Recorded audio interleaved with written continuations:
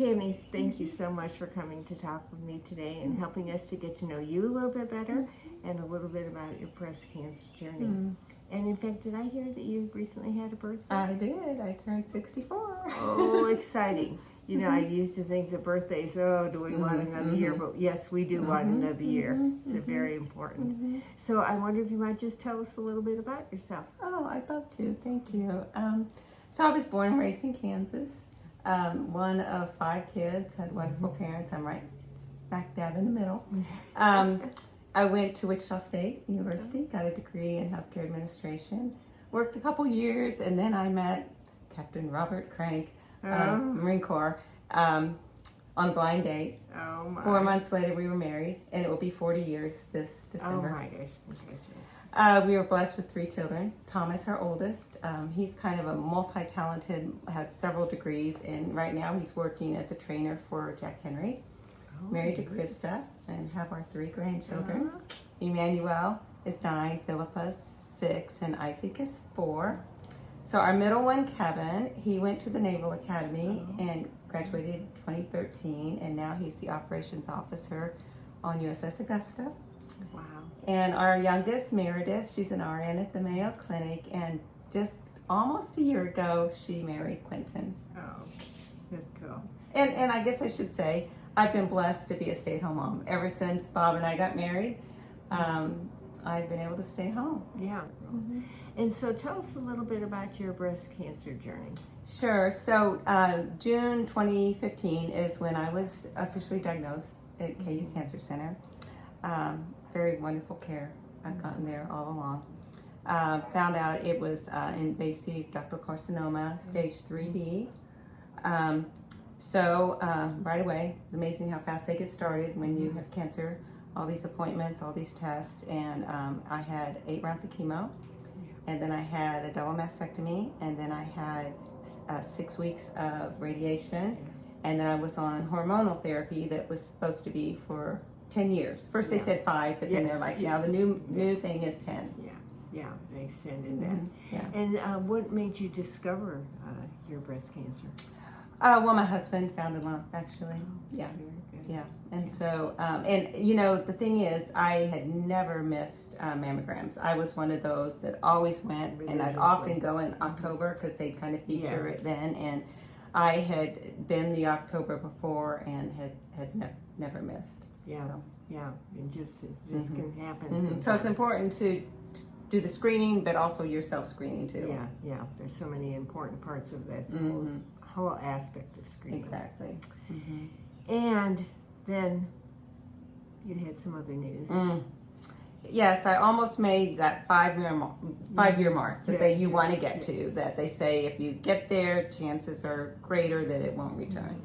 I was feeling finally like 2019, like wow, my old self again. You know, all this additional energy, and then I walk. That's kind of my thing. I'm an avid walker, and my daughter in Minnesota and me in Missouri, we would often talk on the phone while we walked. So we kind of took walks together that way.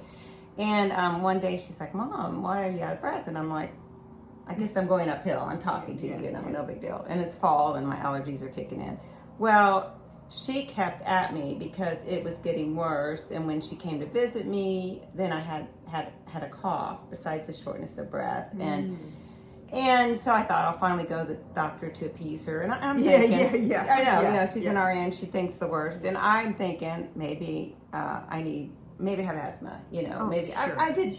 The strange thing is, cancer again was the furthest thing from my mind. I'm like, I didn't even think about that. Well, so then as we were going through the course of tests and whatever, my primary care had ordered a chest CT because I was getting ready to see a pulmonologist about my shortness of breath. I had no longer gotten in the parking lot after that test that my primary care called. Oh, boy. And she said, your lungs are full, innumerable nodules in your lungs. And I was shocked. Like I said, I wasn't expecting cancer. And immediately I knew that's metastatic. That's stage 4. That's terminal.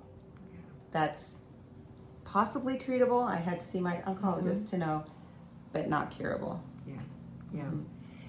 Gosh, how did that feel? I mean, just to have that kind of news. First of all, it sounds like it was just a shock. Total shock. It was a total shock. And, you know, I think what hit me then, I mean, when the first time that I got cancer and we met with the surgeon at KU, Dr. Ju, I think you know her too. She said, you know, you're going to lose your hair, you're going to lose your breast, but it's curable. And my husband was like, I was so sad as we walked out of the office. He's like, did you hear what she said? It's curable. Yeah, it's curable, you know. And so this next time when you know it's not, it's somber. And I kept thinking, you know, you immediately think about, this is too young. I wasn't expecting, you know, I'm thinking you die of old in your elderly years or whatever.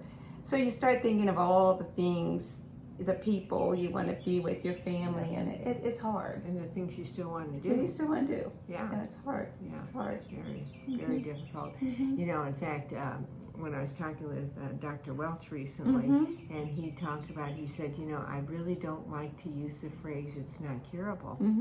He says, I like to say it's not curable yet. I love that. And I thought, oh my gosh, it's so, he goes, it's just hopeful. Yes. We are making such great progress. People are living so much longer with metastatic breast cancer. And I thought, okay, I like I like that attitude and hopeful attitude.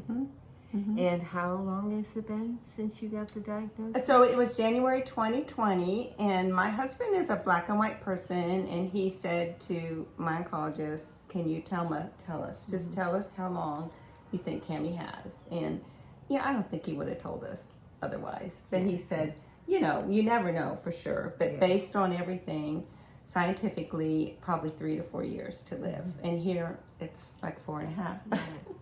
And we'll take it all. We'll take it all. And obviously a lot of ups and downs through this. Sure.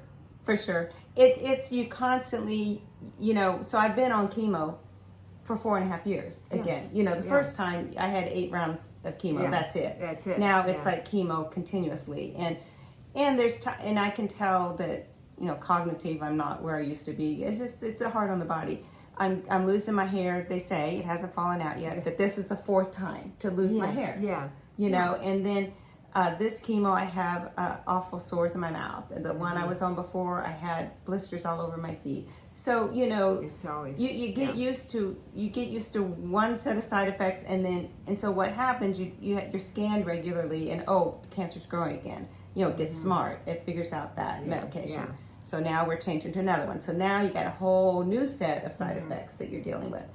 And so it's a constant. It's just constant. And sometimes you get weary, you know, but